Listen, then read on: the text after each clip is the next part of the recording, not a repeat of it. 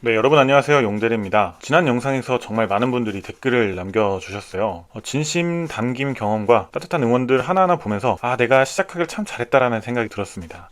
네, 오늘은 그 중에서 기억에 남는 댓글 하나 같이 보고 시작할 건데요. 푸켓 조이님께서 안녕하세요. 영상 끝까지 지켜보았습니다. 저도 비슷한 경험이 있습니다. 그때 누군가 제가 울 때 위로해주고 밥이라도 한 끼 먹어준 상사가 있었다면 참고 견뎠을 텐데 라는 생각이 많이 들었어요. 구독했습니다. 저 역시 힘들었던 그때 시절에 옆에 누군가가 좀 이런 얘기를 해줬더라면 좀 덜 힘들지 않았을까라는 그런 생각을 하면서 영상을 찍게 됐는데, 푸켓 조이님도 저랑 비슷한 생각을 했던 것 같습니다. 소중한 댓글 남겨주셔서 정말 감사합니다. 자, 그럼 본격적으로 오늘의 주제에 대해서 얘기를 좀 해볼 건데요.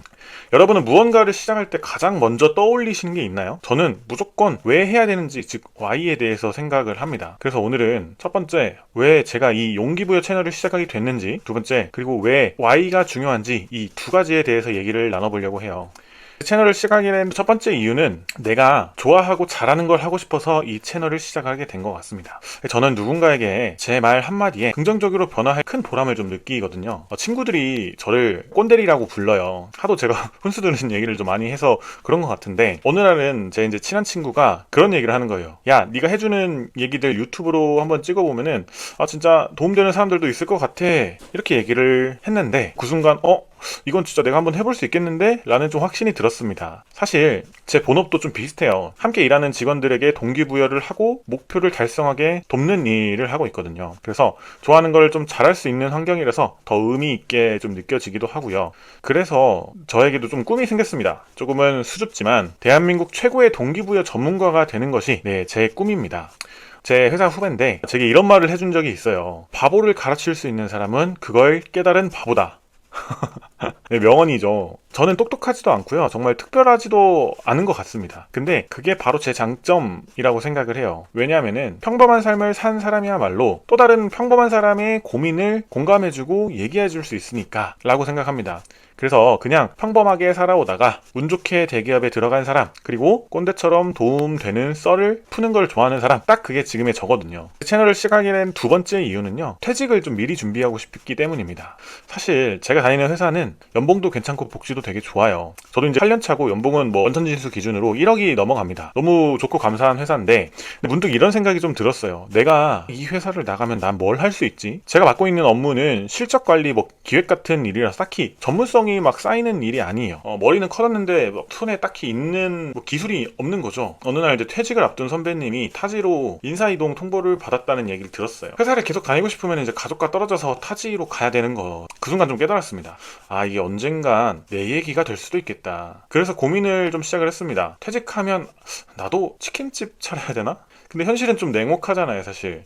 브랜딩, 물류, 위생, 닭은커녕 튀김류가 뭐가 맛있는지도 잘 모르는 이런 상황에서 퇴직한다고 성공적인 치킨 매장을 운영을 할 수 있을까? 좀 아닌 것 같더라고요. 그래서 결심을 했죠. 지금부터라도 내가 좀 좋아하고 잘하는 걸 찾아봐야겠다. 그래서 제 썰을 푸는 지금의 용기부여 채널이 된 것 같습니다. 마지막으로는 가족을 지키고 싶어서입니다.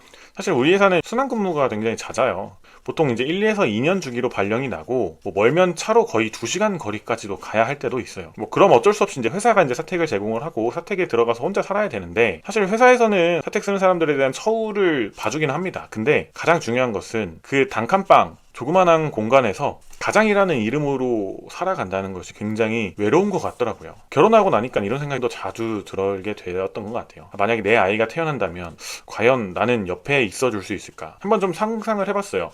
이 좁은 사택에서 내가 편의점에서 도시락 하나 사와가지고 컵라면 하나 놓고 앞에 작은 TV 앞에 앉아가지고 소파도 없어가지고 상 하나 놓고 그렇게 혼자서 먹는 내 모습, 뭔가 밖은 캄캄하고 집이라고 부를 수 있는 공간은 그저 회사에 마련된 거처일 뿐인 거죠.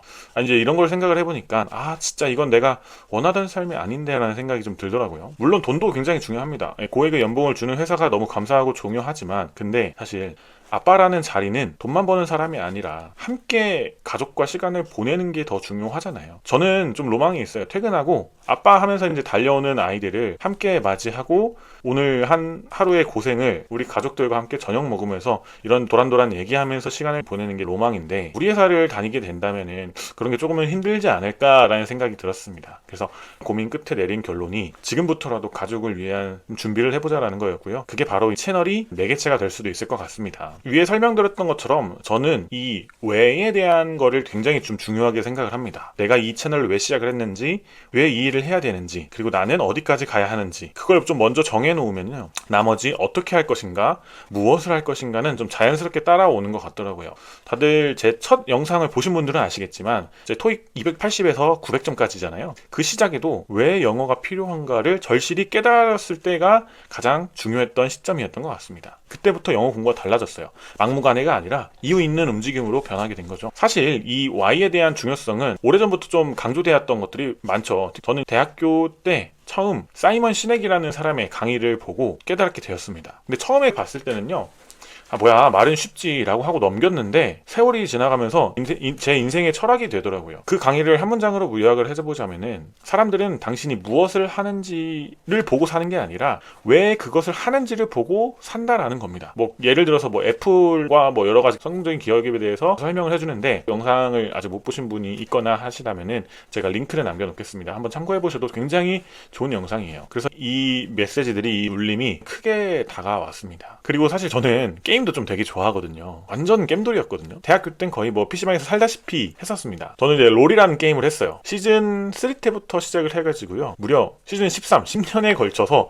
마스터 100점까지 찍고 이제는 접었습니다. 근데 이게 되게 스토리가 있고요. 어떻게 가능했냐? 제 친구의 한마디의 말 때문이었어요. 제 친구가 남자라면은 다이아 한 번쯤은 찍어봐야지 라는 얘기를 남깁니다. 근데 그 말이 제 롤 인생을 완전히 바꿔놨어요. 그 전까지는 약 1년까지는 실버로 티어가 안 올라가는 거예요. 그래서 나는 티어가 안 올라가나 보다 라고 살고 있었는데, 근데 이날 이후로 이 Y, 왜 내가 이거를 해야 되지? 생기니까 미친듯이 공부를 하게 되더라고요. 뭐 딜 교환, 정글 루트, 챔피언 상성 분석까지 맨날 롤 인벤 들어가가지고 공략집 읽고 프로 영상 찾아보고 완전히 몰입해가지고 공부했습니다. 결국에 그렇게 하다 보니까 실버로 시작을 해서 마스터까지 올라갔습니다. 네, 이상 쓸데없는 제 자랑이었고요. 근데 이게 업무로서도 좀 마찬가지인 것 같습니다. 예를 들어서, 자, 이번 달 목표는 100만 원입니다 라고 말을 하면은 10명 중에 3명만 움직였던 것 같아요. 근데 이번 달 목표는 100만 원인데요, 60대 고객을 타겟팅으로 목표 달성해봅시다 라고 하면은 5명 정도는 움직인 것 같아요. 이게 하우, 어떻게에 대한 방법을 제시를 한 거죠. 근데 그것보다 더 중요한 것은 명분입니다. 자, 이번 달 목표는 100만 원인데요, 목표 달성하면은 에버랜드로 꽃놀이 한번 가시죠. 이렇게 했을 때는 10명 중에 8명 정도 따라옵니다. 되게 별거 아닌 이유일 수 있지만 이 명분, 우리는 생각보다 왜에 쉽게 끌리는 것 같아요. 그래서 잘하는 선배님들을 보면요, 항상 이걸 알기 때문에 이 명분을 어떻게 만들고 왜 이걸 해야 되는지에 대한 설득을 가져가기 위한 사전 작업과 고민을 굉장히 많이 합니다. 꼭 그렇게 고민하시는 분들이 성과도 잘 나오더라고요. 그래서 저는 지금도 무엇이든 할 때 항상 Y를 먼저 떠올려요. Y는 제가 생각할 때는 방향입니다. 길이 막혔을 때 다시 되돌아올 수 있는 이정표 같은 느낌인 거죠. 여러분의 Y는 무엇인가요? 어떤 일을 할 때 어떤 게 가장 우선순위가 되나요? 이번에도 댓글로 한번 들려주시면 좋을 것 같아요. 저는 항상 여러분들과 소통하기 위해서 언제나 열려있는 용대리입니다. 네, 오늘도 긴 영상 또 시청해주시고 또 좋게 봐주시고 다시 들어와 주시는 우리 여러분들께 감사 인사드리면서 다음 영상에서 또 만나면 좋겠습니다. 안녕.